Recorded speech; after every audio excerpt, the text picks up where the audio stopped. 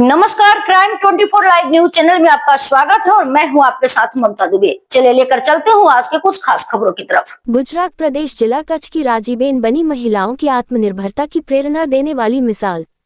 बुनाई की कला को प्रोफेशन के तौर पर डेवलप कर रही है और वेस्ट प्लास्टिक से काम की चीजें बनाकर दूसरी महिलाओं को रोजगार दे रही हैं।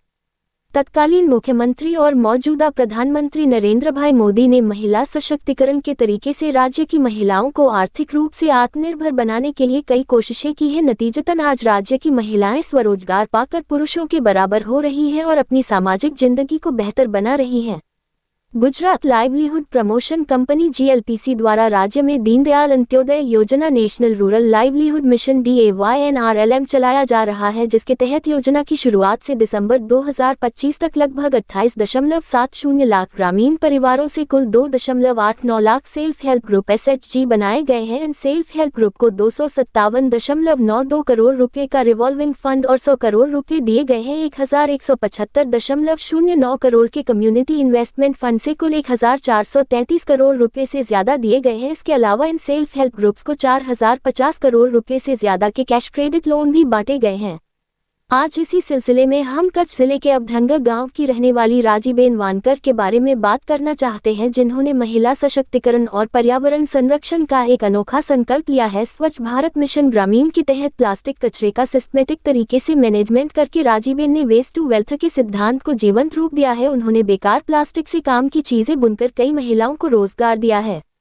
साल 1979 में भुज तालुका के कोटाई गांव में जन्मी राजीबेन सिर्फ दूसरी क्लास तक ही पढ़ पाई। बचपन से ही मजदूरी और बुनाई से जुड़ी राजीबेन को अपने पति की अचानक मौत के बाद पैसे की तंगी का सामना करना पड़ा। 2 बेटों और 1 बेटी की जिम्मेदारी लेकर वह वर्ष 2007 में अवधंगा गांव आ गई और मजदूरी कर अपने परिवार का भरण पोषण करने लगी। इस दौरान मिशन मंगलम योजना की जानकारी मिलने पर राजीबेन ने कुलदेवी सखी मंडल का गठन किया और आत्मनिर्भरता की ओर अहम कदम बढ़ाया।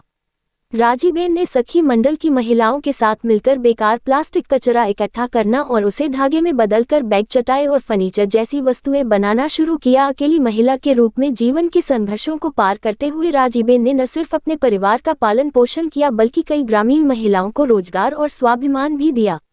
मुख्यमंत्री भूपेंद्र पटेल के मार्गदर्शन और ग्रामीण विकास मंत्री कुंवरजीभाई बावलिया व राज्य मंत्री संजय सिंह महिड़ा के नेतृत्व में राज्य का ग्रामीण विकास विभाग सामुदायिक निवेश कोष, कैश क्रेडिट लोन जैसी कई महत्वपूर्ण योजनाओं का क्रियान्वयन कर रहा है। कैश क्रेडिट लोन से 2 लाख रुपए लेकर उन्होंने 15 महिलाओं के साथ एक प्रोडक्शन यूनिट शुरू की, जिससे आज 35 से ज्यादा महिलाएं आत्मनिर्भर बन गई हैं। नतीजतन वे हर साल 8 से 10 लाख रुपए का बिजनेस कर रही हैं। इस तरह राजीबेन महिलाओं को बचत, शिक्षा और आत्मविश्वास के महत्व के बारे में प्रेरित कर रही हैं।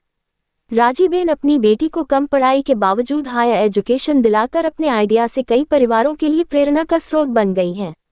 उनके शानदार काम के लिए उन्हें राज्य और राष्ट्रीय स्तर पर कई अवार्ड से सम्मानित किया गया है, जिसमें प्लास्टिक वेस्ट मैनेजमेंट में बेहतरीन प्रदर्शन के लिए प्रेसिडेंट अवार्ड, स्वच्छ सुजल शक्ति सम्मान भी शामिल है। इसके अलावा उन्हें नारी award 2021, GLPC social entrepreneur award, NABARD और महिला एक्सीलेंस अवार्ड 2022 भी मिल चुका है।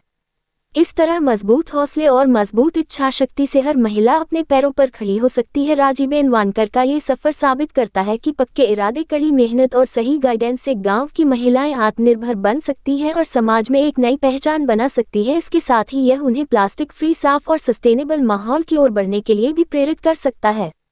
जिगर बारोट रिपोर्टिंग, सह संपादक विंध्याचल ओझा।